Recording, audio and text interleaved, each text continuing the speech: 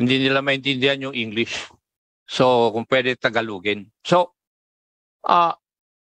hindi mo, nung tinatanong ng media, naririnig ko yun eh. Doon sa video, hindi mo man lang tinanong si Mr. Gonzales kung ano na yung hanap buhay niya ngayon? Tinanong ko, sir. Ano sabi niya? VIP security, sir. Security nino. Ayaw yung sabihin, sir. Ha? Ayaw yung sabihin, sir. Bakit kaya? He might be protecting his principal, sir. Ang sinabi niya na lang, Or sarili niyang pinoprotektahan siya, baka sipain siya dahil sa ginawa niya. possible, sir. Oo.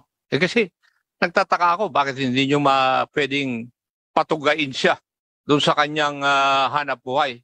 When in fact, kayo ang nag-provide ng platform para mag-explain siya sa publiko, which caused you receiving flack from the people. Yes, sir. Diba? Eh, Kasi may- sinasabi doon sa Kwan, Congressman, interject lang ako dyan. Kapraso. For your Sige. information lang. Ano. Alam mo naman tayo mga congressman, medyo may mga mga nadidinig din tayo. Eh. Yes, may mga marites na nagsabi na bodyguard siya ng, ng isang justice. Ano. I think, hindi ko malaman kung Supreme Court or ano, whatever. Pero tinanggal na daw. So, yun lang for the information of everybody. Pero hindi po yan, wala pong ano yan. Wala resibo. Pero kung tinanggal na siya, good for him. thank you, Mr. Chair. May I proceed? Yes.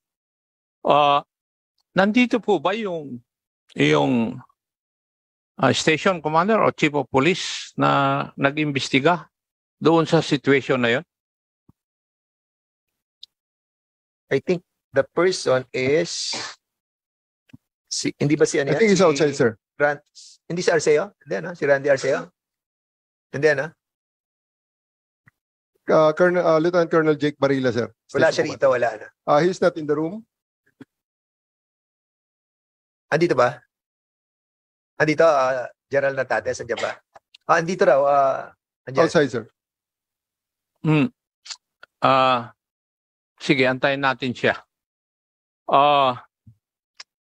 Kahit na sino sa representative ng Philippine National Police or NAPOLCOM, kung titignan po natin yung sitwasyon, ito isang biker,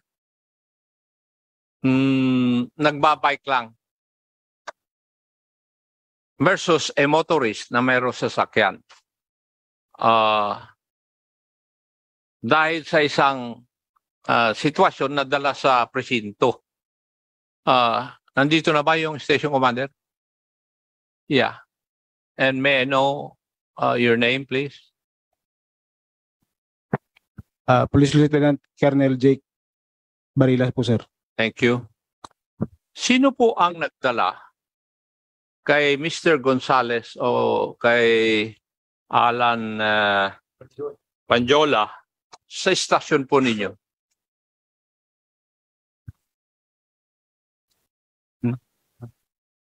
Sila Patrolman Murillo po, sir. Patrolman Murillo.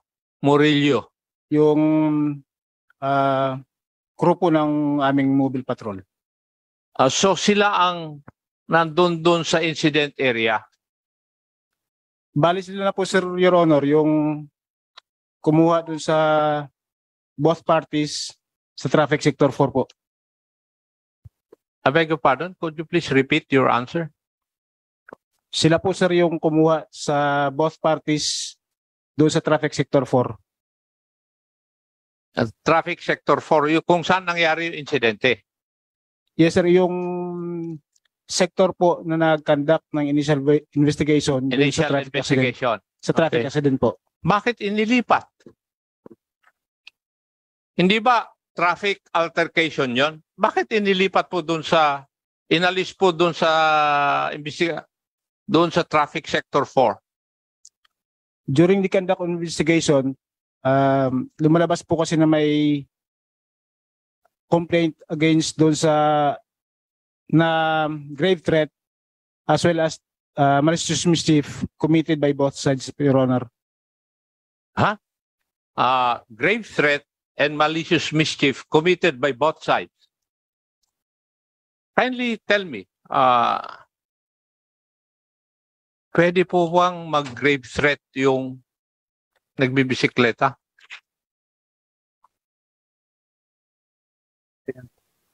At walang armas?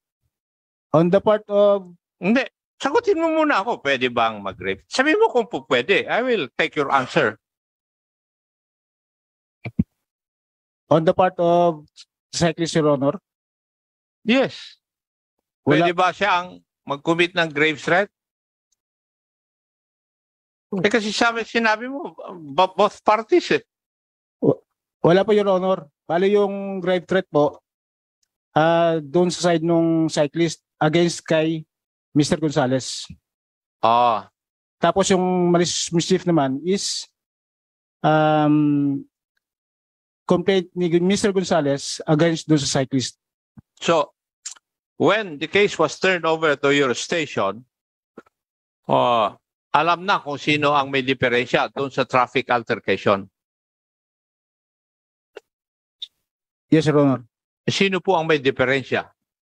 Kung alam na ninyo before na turn over dyan sa inyong stasyon. Based dun sa statement na binigay nung cyclist, inanim po niya sa statement niya na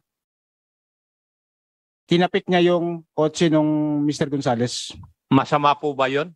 Or did the cyclist commit any violation of law when he did that? Lumalabas to kasi, Your Honor, na Teka, huwag kang kuhan. Sagutin mo muna ako. Bago ka mag-explain. Did the biker or the cyclist commit any violation of law nung tinapik niya yung sasakyan ni Mr. Ano to? Gonzales. Gonzales? Yes, Your Honor. Ha? Yes. Did he commit any violation of law? Yes, sir. Yes. And what crime is that? Pwede po siya magiging unjust vexation. Alin? Unjust vexation po. Unjust vexation. Wala naman akong narinig sa iyo na crime kanina na unjust vexation eh. Sabi mo, grave threat at saka malicious mischief. Naging malicious mischief po dahil po yung sasakyan nag-incur po ng dent doon sa malapit na sa may bubong niya, Your Honor. Sa bubong. Yan po. Doon sa pagtap ng kwan, doon sa bubong, it caused a dent. Yes, Your Honor. Hindi, ang lakas pala ng siklista. Magiging siklista na rin ako kung ganun ako kalakas ang mangyayari sa akin. Alam mo, Iho, what I'm trying to point out is, yung ordinary na tao, at saka isang nagpapanggap na retired na policeman, dadalhin mo sa isang istasyon kung saan siya nanggaling. Sino kaya ang dihado sa tingin mo?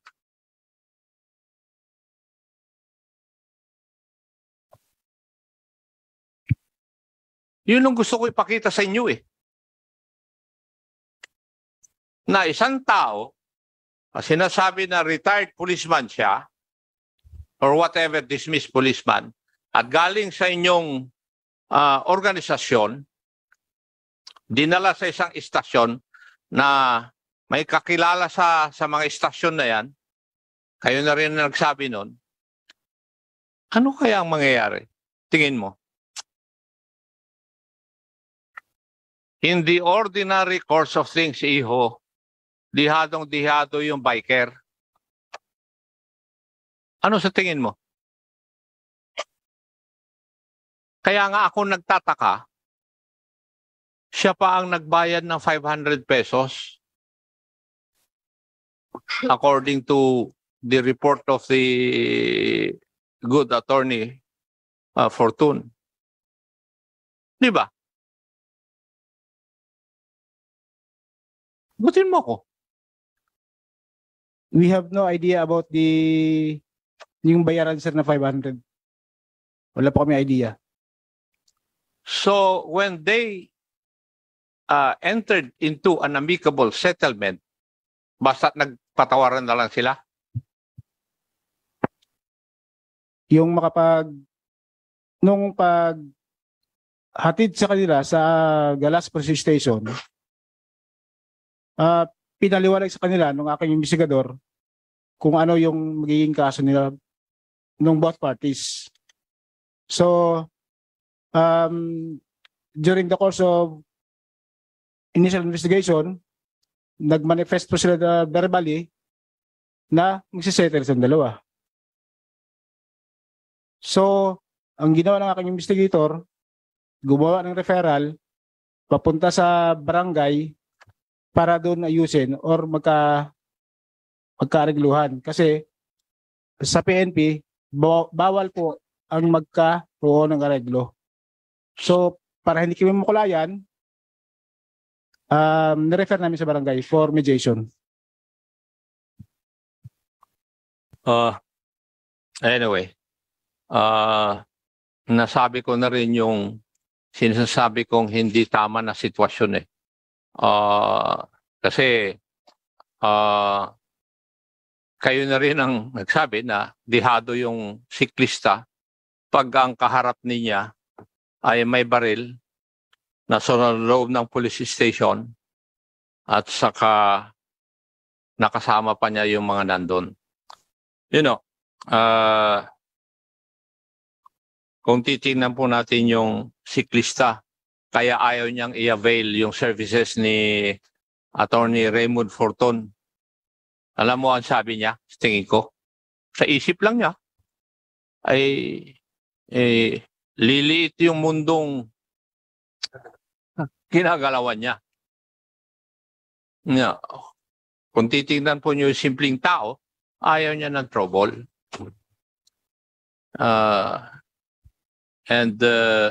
Hindi ba dapat kayo na naka-uniforme ang titingnan po ninyo kung sino po ang nasa tama.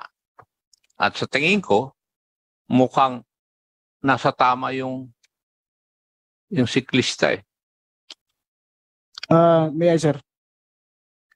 We have our CCTV in our office and makikita po natin doon na hindi under duress yung siklista at hindi po siya pinilit na makipag-ayos doon kay Mr. Gonzales. Wala naman akong sinasabing ganun eh. Di ba? May sinabi ba akong pinersa niyo siya? Wala naman ah. Did I? Ang sinasabi ko lang, kung isang tao na isang siklista, ang makakaharap niya sa police station ay isang dibaril at kasama ng mga pulis na nandun dati, sino ang dihado? Yun lang naman sinasabi ko eh. Hindi ko naman sinabing pinersa ninyo. Please do not put words into my mouth. Di ba? Kasi madalas na nangyayari yan eh. It has been done during my time and I think it's still being done now.